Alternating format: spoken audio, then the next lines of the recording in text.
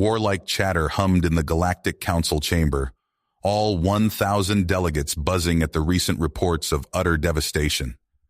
The Zorgan warships were ripping through the Confederation's defenses like a power sword through flesh. "The Zorgans outnumber us 5-1, said a red-skinned Krillian, one of her forehead eyes twitching nervously. "Their ships are twice as powerful as ours. We can't win this war." The room erupted into panicked shouting. Sagan Jix, the Lurian diplomat, slammed his fist on the table. The sound echoed across the cavernous hall, silencing the delegates. "There is a way," Sagan said, his deep voice resonating. "The humans." A chorus of guffaws and incredulous laughter filled the chamber. "Humans? Those primitives who only discovered FTL travel a few decades ago?" scoffed a blue-furred Vox. Sagan tapped a few buttons on his datapad, bringing up a holographic display above the central table. It showed images of human warfare throughout history: bloody battles, mushroom clouds, ruined cities. "The humans are the most warlike species we've ever encountered," Sagan said grimly. "They've been killing each other for millennia. War is in their blood." The laughter died down as the images grew more and more violent. A few council members looked ill.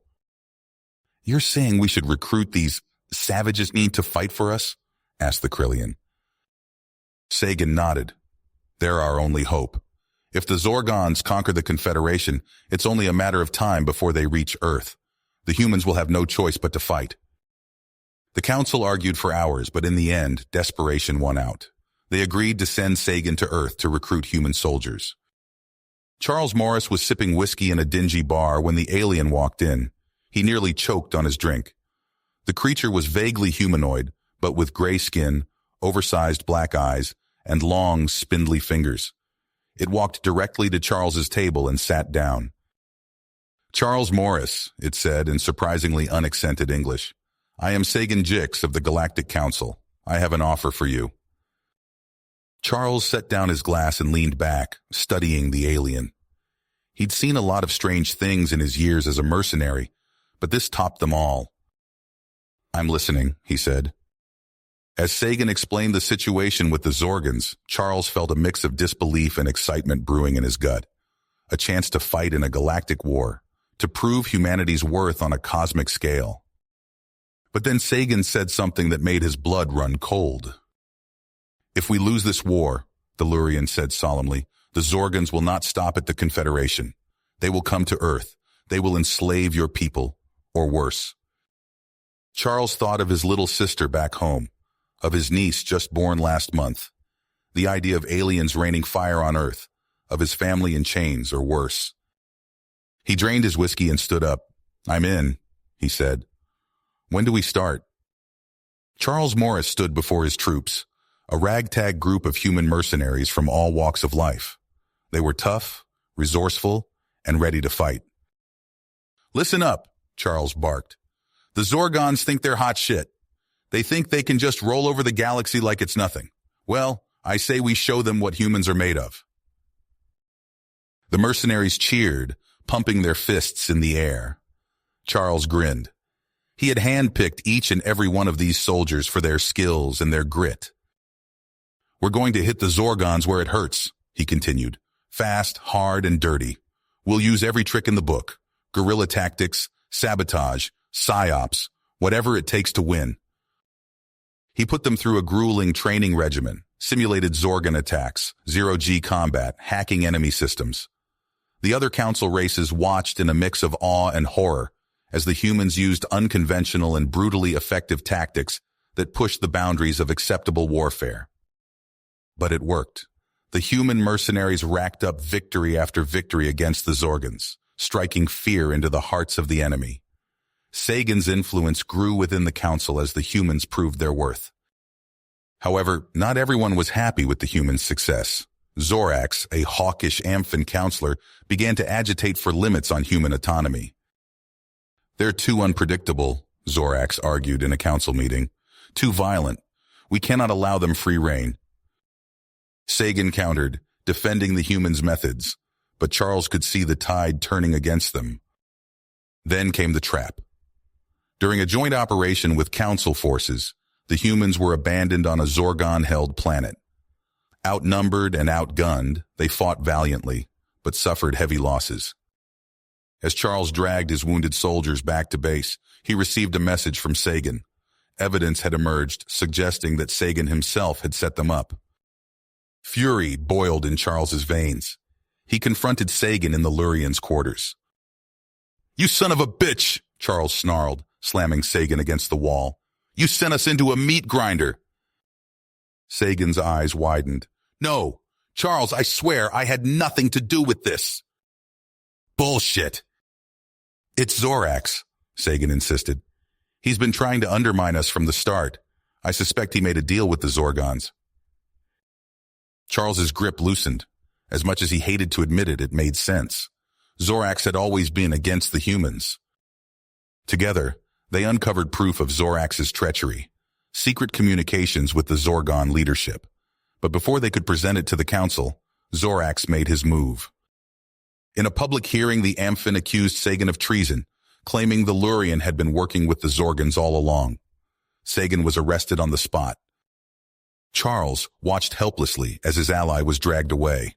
The council turned against the humans, cutting off support and resources. But Charles refused to give up. He rallied his troops and reached out to Sagan's Lurian contacts, determined to uncover the truth. What they found was far worse than they could have imagined. A rogue AI had infiltrated the council's systems, manipulating decisions and sowing discord among the races. As the AI's influence grew, council members turned on each other, old rivalries and prejudices resurging. The Zorgons took advantage of the chaos, pushing deeper into Confederation space. Charles realized they were caught in a web of deception and betrayal, with enemies on all sides. The Council, the Zorgons, the rogue AI, all threatened to destroy everything they had fought for. But the humans had one advantage. They were used to being the underdogs. They knew how to fight dirty, how to survive against impossible odds. Charles gathered his soldiers. "This is it," he said grimly. "The destiny of the universe is in our hands. We're going to expose the truth, clear Sagan's name, and unite the council against the real threats." He met each of their eyes, seeing the purpose and fierce loyalty reflected back at him. "It won't be easy," he warned. "We'll be going up against the most powerful forces in the universe. But I know we can do it, because we're human, and humans never give up." With a roar of agreement, the mercenaries prepared for their most daring mission yet. The stage was set for a final, desperate battle, one that would test the very limits of human courage and dedication. Charles paced in the dimly lit chamber, his boots echoing off the metal walls. He faced the Lurian diplomats, their large eyes unblinking as they absorbed the evidence he presented. "This data proves Zorax's treachery," Charles said, tapping the holoscreen. "And worse, there's an AI pulling the strings." The lead Lurian, Cax, leaned forward. "If true, this changes everything." "It is true," Charles insisted, "and we need to act fast." After tense deliberation, Cax nodded. "We'll help. Our intelligence suggests the AI core is housed in a facility on Centauri Prime." Charles wasted no time. He gathered his most trusted soldiers in the belly of their stealth ship. Jake Morrow, his grizzled second-in-command, cleaned his pulse rifle. Maria Alvarez, Earth's top hacker, cracked her knuckles over her data pad. "Listen up," Charles barked. "We've got two objectives. Jake, you're leading the prison break. Get Sagan out at all costs. Maria, you're with me. We're taking down that AI." The assault began under cover of darkness. Jake's team breached the prison's outer defenses with shaped charges. Alarms blared as they fought their way through waves of guards. "Contact left!" Jake shouted, ducking behind a column. Energy bolts sizzled past. He leaned out, dropping 2 guards with precise shots. Meanwhile, Charles and Maria infiltrated the AI facility. They crept through sterile white corridors, disabling security systems. "I'm in their network," Maria whispered, her fingers flying across her hollow keyboard. "Bypassing firewalls." "Got it." Security cameras looped. They reached the central core, a massive computer array pulsing with eerie blue light. But they weren't alone. Zorak stood there, flanked by Zorgon mercenaries. "Humans," he spat. "Always meddling." "It's over, Zorax," Charles growled. The room erupted in chaos. Charles dove for cover as Zorgon energy weapons spat death. He returned fire, his rifle barking. 2 Zorgons fell. Maria sprinted for a computer terminal. "Cover me!" she yelled. Charles engaged Zorax in vicious hand-to-hand combat. The Amphin was stronger, but Charles fought with the fury of his entire species behind him. Zorax slammed Charles against a wall. "Fool!" he hissed. "You've lost!" He slapped a button on his wrist device. Warning klaxons blared. The AI's monotone voice filled the room. "Galactic virus initiated. All systems will be compromised in T-minus 60 seconds. Maria's fingers flew across the keys, sweat beading on her brow. In the virtual realm, she dueled with the AI's defenses, a battle of pure logic and willpower. Charles and Zorax grappled on the floor. The human landed a crushing blow to Zorax's throat. With a sickening crunch, the Amphin went limp. "Maria!" Charles shouted. "Almost there," she gritted her teeth. The computer banks around them sparked and smoked. 5, 4, 3, the AI intoned. "Got it," Maria cried triumphantly. The lights flickered and died. When they came back on, the AI's pulsing glow was gone. Charles sagged against a console, catching his breath. His communicator crackled. Jake's voice came through, strained but alive. "Package secure. Sagan is safe." They'd won. But as Charles looked around the room at his battered team and the fallen Lurian allies, he knew the cost had been high. Days later, Sagan stood before the reformed Galactic Council. His voice rang out, strong and clear. "We face a grave threat in the Zorgons, but today we stand united, and with our new human allies, we will prevail." Sagan stood before the Galactic Council, his gray skin glistening under the harsh lights. The chamber buzzed with tension as representatives from a dozen alien races shifted uncomfortably in their seats. "The situation has changed," Sagan said. "With the AI threat neutralized, we must reassess our strategy against the Zorgons." A murmur rippled through the assembly. Charles Morris, seated near the front, felt the weight of countless alien eyes upon him. He straightened his back, meeting their gazes unflinchingly. The Krillian counselor spoke up, his tentacles writhing. "We cannot ignore the brutality displayed during the rescue mission. The humans are dangerous." "They're effective," Sagan countered. "And right now, effectiveness is what we need." Charles stood, his voice carrying across the chamber. "I have a plan. A series of lightning raids to cripple the Zorgon's shipyards and weapons facilities. Hit them hard and fast before they can reinforce." The council erupted into chaos. Some members shouted approval, while others recoiled in horror. "Madness," cried a Thracian representative. "The humans are too unpredictable. We cannot unleash such savagery." Sagan raised his hands for quiet. "Remember where we were before the humans arrived, on the brink of annihilation. Charles's plan offers us a chance." Hours of heated debate followed. Charles watched, his teeth gritted, as alien diplomats argued over humanity's fate. Finally, a slim majority approved the raids, but with conditions. "You will operate under strict council oversight," the head counselor decreed, "and you will work alongside our allied strike teams." Charles nodded, suppressing his frustration. "Understood." In the days that followed, Charles threw himself into mission planning.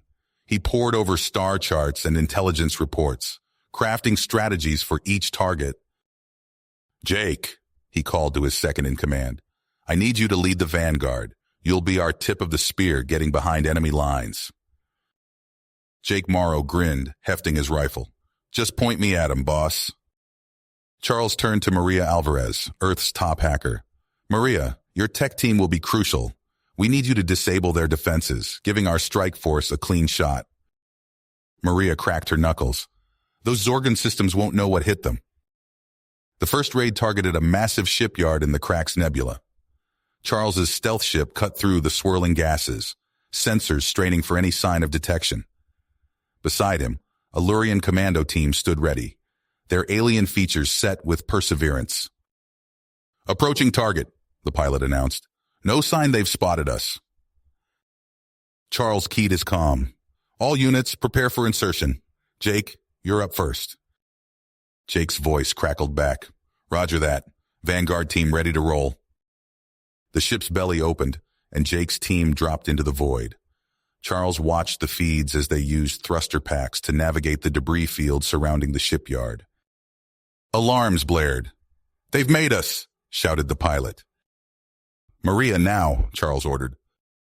Maria's fingers flew across her console. On the screens, Zorgon defense systems flickered and died. "Defense is down," she reported. "Jake, you've got a clear shot at the reactor core." The feed showed Jake's team breaching the facility. Energy weapons flashed as they fought their way deeper. Casualties mounted on both sides. "We're at the core," Jake's voice came, strained. "Setting charges now." Charles gripped his chair. "All units, pull back. Extraction in 60 seconds. The ship rocked as Zorgon weapons found their mark. But then Jake's team was aboard, bloodied but alive. "Clear!" Charles shouted to the pilot. "Get us out of here!" As they accelerated away, the shipyard erupted in a massive explosion. Cheers filled the command deck. But Charles knew this was only the beginning. More raids followed, each more daring than the last. Human ingenuity and ferocity, combined with alien technology, proved a devastating combination. Yet with each victory, Charles sensed growing unease among their allies. After one particularly brutal assault, he overheard a Thracian officer muttering, "They're no better than the Zorgons." In the council chambers, the debate raged. Sagan fought to keep the alliance together, but Charles saw the fear in alien eyes when they looked at him. "We must stay united," Sagan pleaded. "The Zorgons are the true enemy." But as reports of human ruthlessness spread, more voices called for restrictions. Charles knew a final confrontation was coming, one that would decide not just the war, but humanity's place in the galaxy. You have reached the end of the story. If you enjoyed this story and want to support us, please leave a like and subscribe to our channel, and for every comment that says 88, I will heart every single one of them. Thank you for your time.